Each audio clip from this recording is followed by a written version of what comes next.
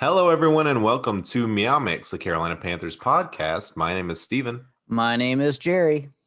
And on this episode, we are getting back to basics, back to the draft profile series. Today, we'll be talking about Devonta Smith, wide receiver out of Alabama. A lot of people think he could be the first receiver off the board. Not sure if he'll drop to the Panthers, but, this is a guy that'll be drafted in that top 10 range. So we figured we needed to talk about him. Yeah, I mean, with DJ Moore and Robbie Anderson's contract up next year, they're going to have to either sign them both to big contracts or they're going to have to go find somebody else. I don't think David Moore is going to be able to step up and become a starter. No. So that's kind of why I wanted to put Devonta Smith and Jamar Chase on our radar, just because there is potential, especially now with what's going on in the draft after a couple trades. Devonta Smith was a 5-star recruit and the number 3 receiver coming out of high school. But like a lot of top-tier talent that goes to Alabama, he had to wait in line for his chance, sitting behind Calvin Ridley, Henry Ruggs, and Jerry Jeudy.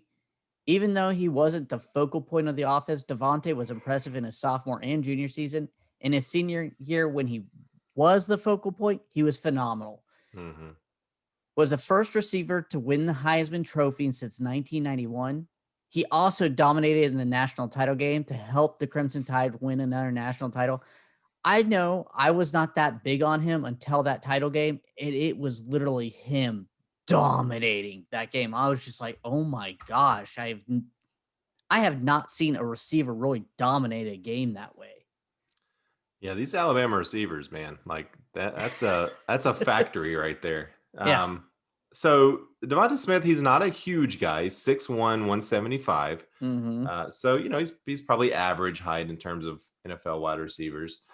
But like you said, that 2020 season, 117 receptions, 1,856 yards, 23 touchdowns.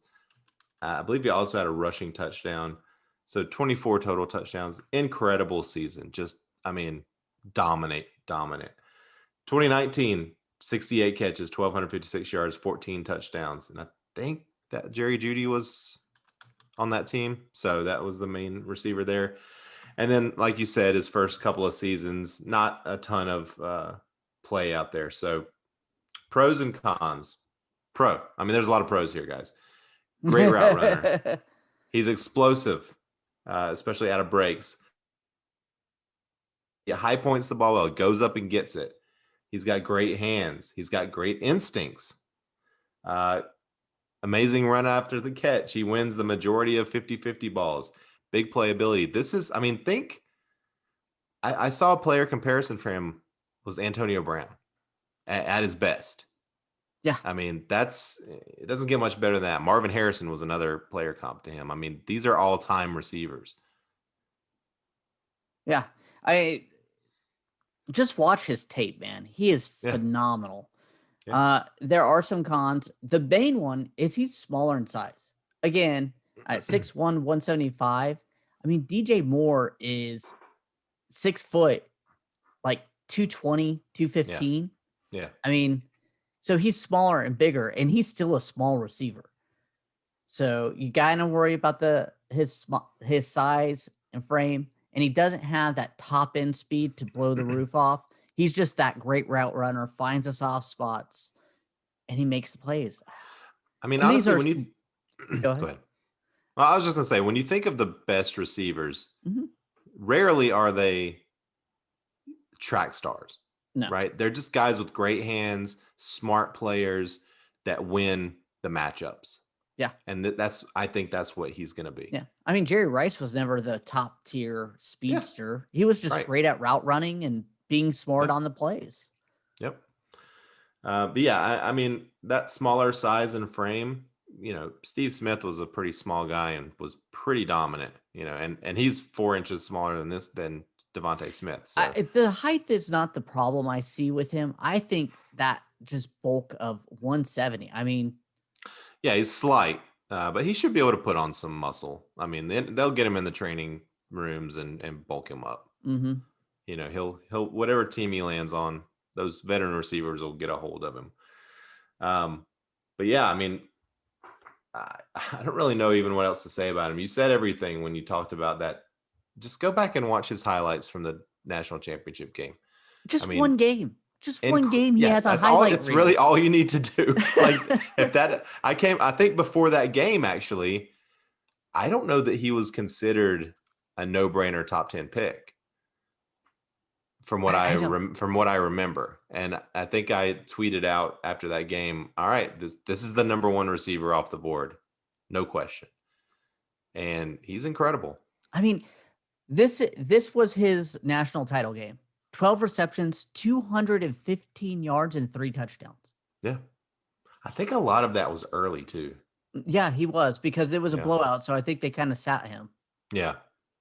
I don't know that he played much in the second half, but yeah, I remember like at halftime or something, he had close to 200 yards, if not more. Mm-hmm. Yeah, he's just incredible. As someone who hates Alabama and Nick Saban, watching that, I was just amazed at him, amazed at his talent.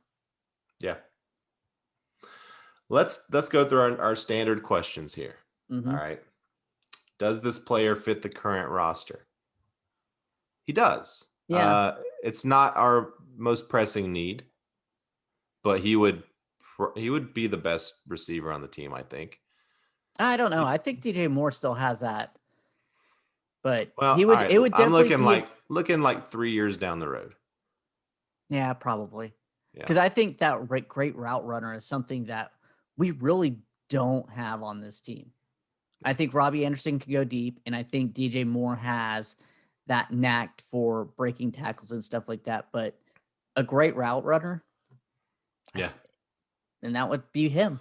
Yeah, I think it would at least give the Panthers options when it comes next year and it's time to re-up those contracts. You know, you choose DJ Moore or, I think DJ Moore you choose, and you let Robbie Anderson walk.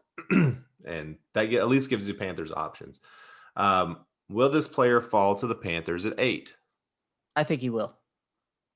I don't know. See, I think Jamar Chase might be the first one off. He could be. I think both of them could actually go before 8.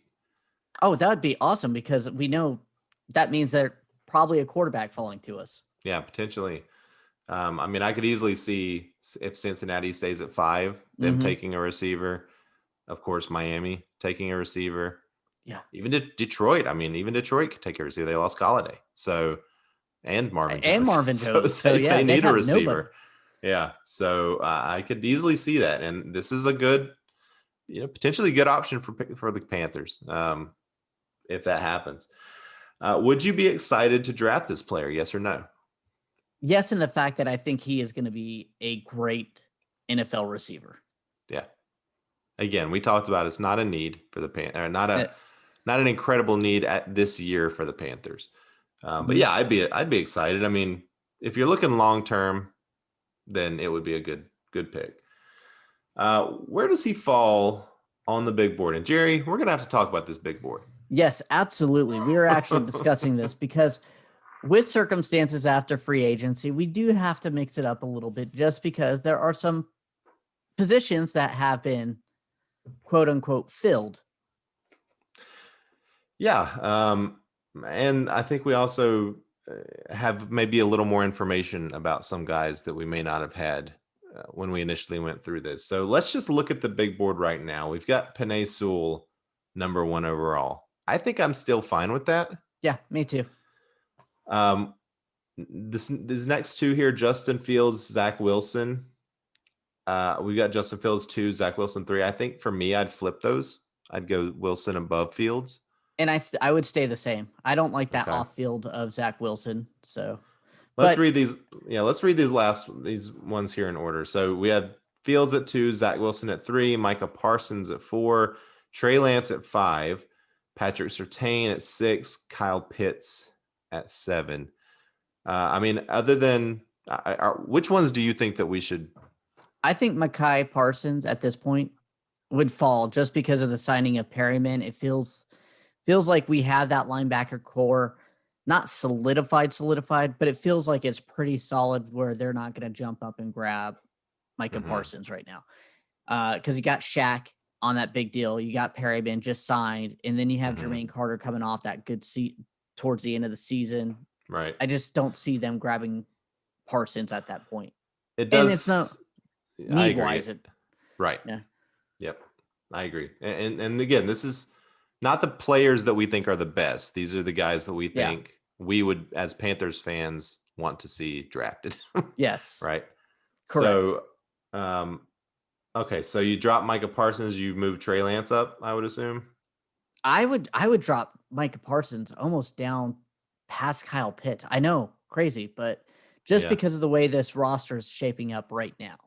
Yeah. Okay. So just move everyone else up, essentially. Yeah, I still think Kyle Pitts to me would be higher than Patrick Surtain.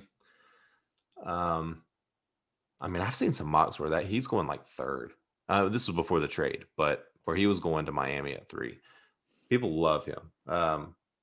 So where does Devonta Smith fit?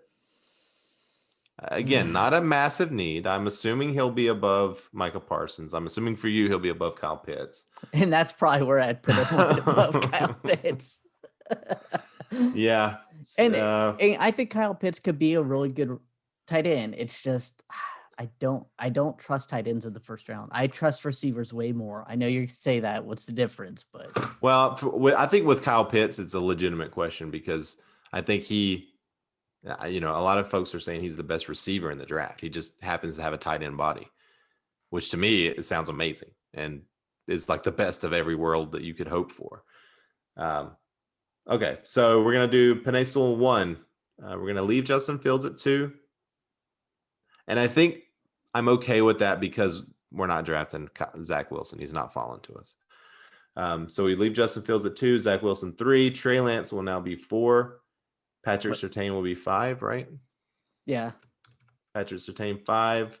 Devonta Smith will be 6. Kyle Pitts will remain at 7. And then Micah Parsons will fall all the way to 8.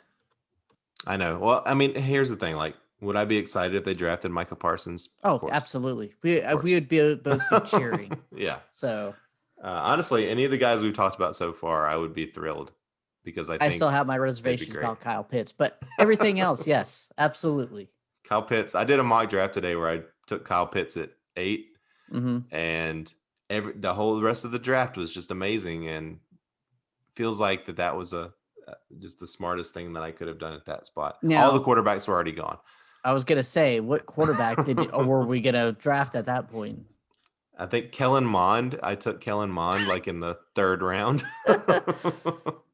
So we want to thank everyone for listening. If you like the show, please let your friends know. Please follow us on Twitter at MeowMix Podcast. If you have any questions or comments, you can email us at mailbag@meowmixpodcast.com. If you leave us 5-star review with a comment on Apple Podcasts, we'll read it on the show. Our next draft profile will be Caleb Farley this week. We will also be going into the later rounds in the 2nd and 3rd and even late. So if you want us to touch on somebody, that sounded really weird. I didn't mean to say it. If you want us to discuss on a later round person, email us to the mailbag at meowmixpodcast.com. Yeah, we're not going to go nearly as in depth as we are on these first round guys, but we will. We'll have some thoughts on several guys in the later rounds. But yeah, until later this week, everybody stay safe out there and keep pounding.